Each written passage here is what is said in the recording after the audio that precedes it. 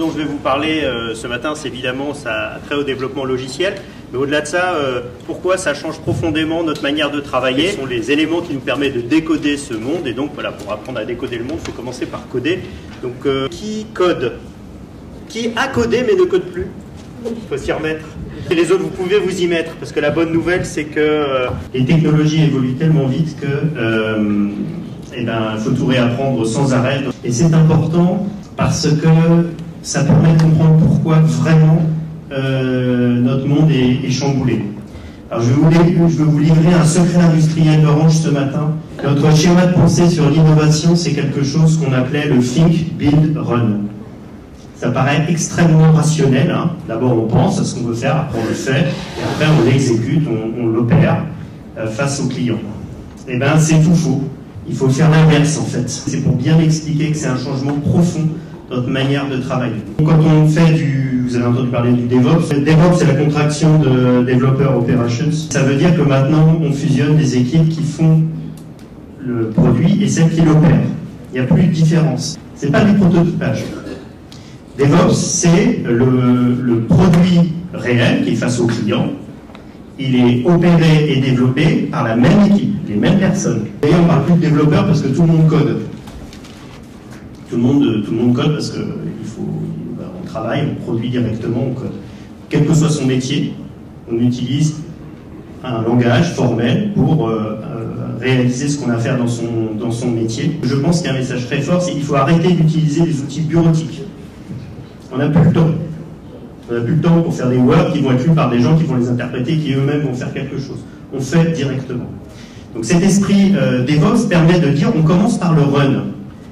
La première chose que je fais quand je crée un produit, un business, un service dans notre domaine, les services multimédia, les services de communication notamment, mais pas seulement, c'est mettre en place un environnement d'exécution, de production.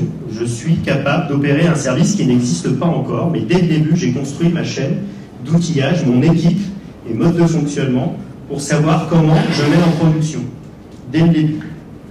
Alors, il y a tout un tas d'outils et de pratiques pour ça.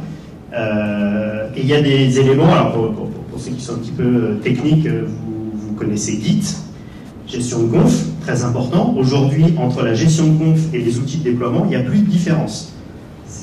Quand on utilise une plateforme as a service comme un Google App Engine, un OpenShift, un Cloud Foundry et tant d'autres, quand on fait du Docker, ceux qui connaissent aussi, tout ça c'est des outils qui matérialisent le fait que les outils de construction d'un produit et les outils de déploiement sont les mêmes. Donc je commence par construire un environnement d'exécution, de déploiement, et ça me donne une base très solide pour construire mon produit. Donc je commence à construire mon produit une fois que je sais l'opérer et que j'ai l'outil pour le mettre en production face à des utilisateurs. Et je construis quoi du coup? Je n'ai pas réfléchi à ce que j'ai construire. Donc là, on va retrouver sur ce volet build, on commence par le run, fait le build. Et ça veut dire quoi faire le build alors que je ne sais pas encore ce que je vais construire. Donc là, il y a évidemment un petit abus hein, dans ma rhétorique. J'ai dit on inverse think, build, run et on fait run, build, think. Évidemment, on a une petite idée de ce qu'on veut faire pour commencer. Mais l'important, c'est que ça soit une petite idée. Et là, on retrouve sans doute un concept que plus d'entre vous connaissent qui s'appelle le Minimum Viable Product de Lean Startup. L'idée, c'est je vais à l'essentiel, je construis un produit qui est extrêmement centré sur la fonctionnalité clé et je vais tout de suite le mettre en production. Donc je ne passe pas trop de temps à définir finement mon produit, à imaginer tous les cas d'usage, les exceptions, etc. Ce que nous, on adore faire. Hein.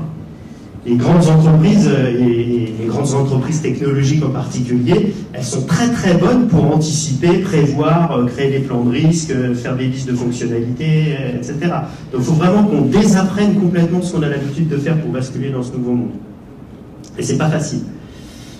Parce qu'il y a des gens dont c'est le métier d'inventer les features, les listes de features. Donc, maintenant là tu t'arrêtes, c'est pas évident. On va lancer quelque chose de tellement minimaliste que ça vaut pas le coup de monter une gestion de projet sophistiquée. C'est une transformation, vous l'avez compris, qui certes part du développement, parce qu'on parle des outils de développement et des outils d'exploitation, mais qui va impacter beaucoup plus loin le long de la chaîne. Donc je lance un produit qui est minimal, et là j'apprends. Et dans la troisième phase de Think, les données en général, c'est ça qui guide le Think. Je pense mon produit sur la base de ce qui se passe en vrai. Le grand champion, c'est Google, parce que je ne prends pas de décision si j'ai pas de fait chez Google. C'est profondément dans la culture. Les acteurs traditionnels sont à l'opposé de ça, puisque d'habitude, on ne les a pas, les données. Puisque de toute façon, il faut 5 ans pour construire le produit, définir le standard, définir les équipements, faire tout connecter, marcher, ça. Donc il faut des gens qui ont l'intuition de ce qui va se passer, et puis on le met en œuvre, et puis à la fin, on voit si on avait raison ou on avait tort, mais de toute façon, il est trop tard, c'est 5 ans plus tard. Là, on est dans un modèle dans lequel il dit non, on peut regarder en temps réel ce qui se passe, et c'est ça la force de données générées par les programmes stockés dans le big data, etc. Donc nous, on utilise des outils qui ont pignon sur rue. Donc Elasticsearch, Logstash, Kibana, tous ces outils-là sont des outils qu'on commence juste à utiliser. On commence tout juste à s'approprier ça. Et s'approprier l'outil technique, c'est un point de départ nécessaire, mais c'est pas suffisant parce que c'est pas tout de générer les données. Il faut être vraiment sincère dans le fait qu'on les utilise pour construire et faire évoluer notre produit. Et comme on n'a pas cette habitude-là, c'est dur aussi. Donc si je reprends et je synthétise ce que je viens d'expliquer, l'environnement d'exploitation, donc c'est contre-intuitif pour les entreprises tayloristes traditionnelles qui pensent dans un ordre chronologique, je pense, je fais, je livre. Non, je livre. D'abord, la manière dont je vais livrer, je vais opérer la vie de mon produit est essentielle, parce que si j'ai pas ça, je ne vais pas pouvoir le construire après. Je commence par ça. Un exemple frappant de ça, c'est Facebook. Vous savez combien de fois Facebook met en ligne une nouvelle version? C'était hier soir. En fait, c'est 2 fois par jour maintenant. Donc on voit qu'il y a des évolutions vers plus d'1 milliard d'utilisateurs, quelques dizaines de milliers de serveurs.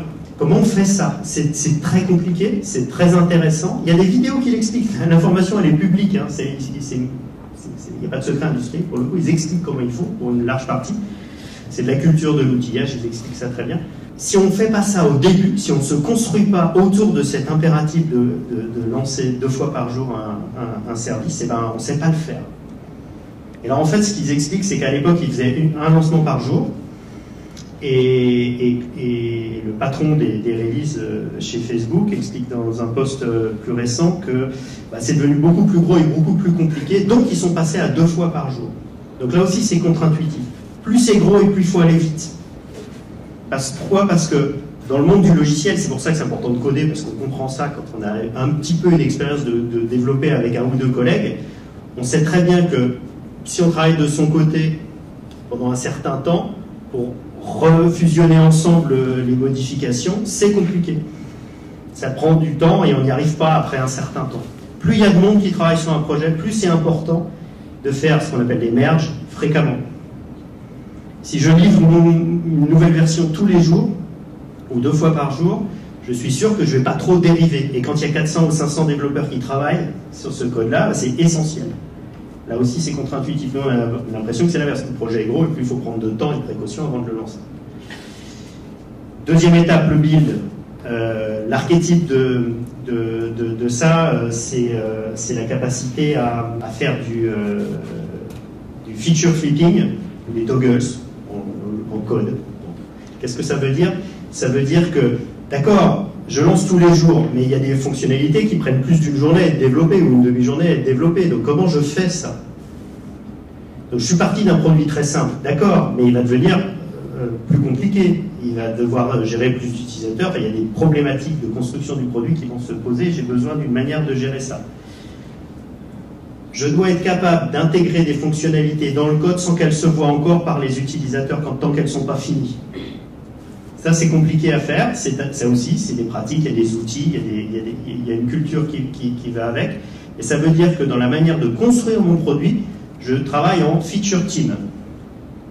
Alors, je vais prendre un exemple. On a des exemples chez nous de Libon. Vous connaissez Libon, peut-être l'application. Je fais de la pub.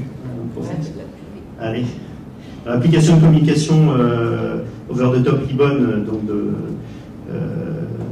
d'Orange, est maintenant développée comme ça. Au départ, on avait des équipes qui travaillaient sur des couches techniques différentes, et maintenant elles sont orientées par feature team. Donc il y a des équipes qui sont en charge d'une feature de A à Z. Dès que leur feature est terminée, ils peuvent la mettre en production. C'est compliqué à faire. C'est une rupture là aussi avec notre habitude de gérer des releases. Vous savez ce que c'est qu'une release, hein,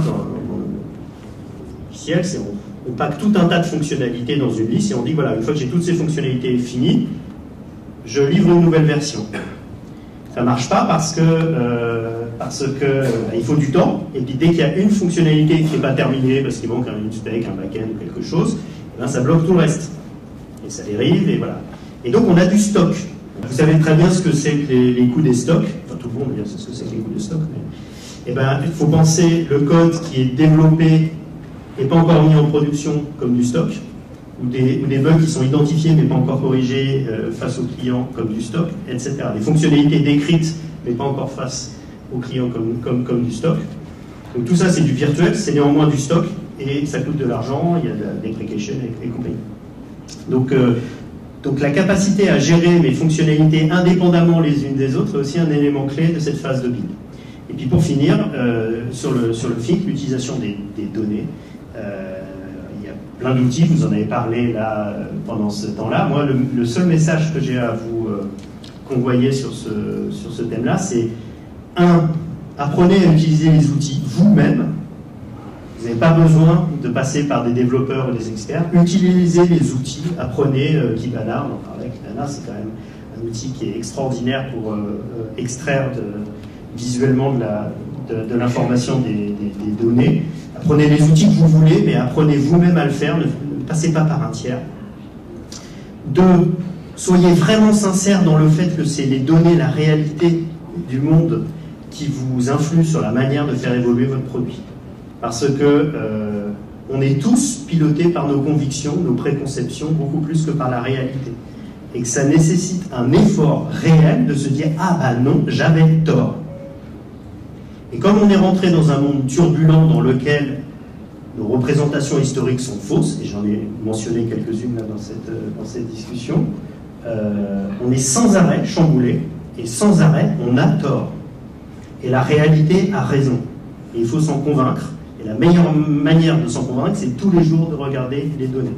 Quand sur un projet, on arrive à fournir aux équipes de développement technique, qui d'habitude sont des gens qui sont dans la cale, à qui on n'a pas besoin de parler des informations opérationnelles ou commerciales, quand on est capable de leur afficher le niveau d'usage quotidiennement, qui est l'équivalent d'un Google Analytics, quelque chose d'interne, enfin il y a plein d'outils pour ça, le niveau d'implication et d'intelligence mis à l'évolution du produit décuple, vraiment.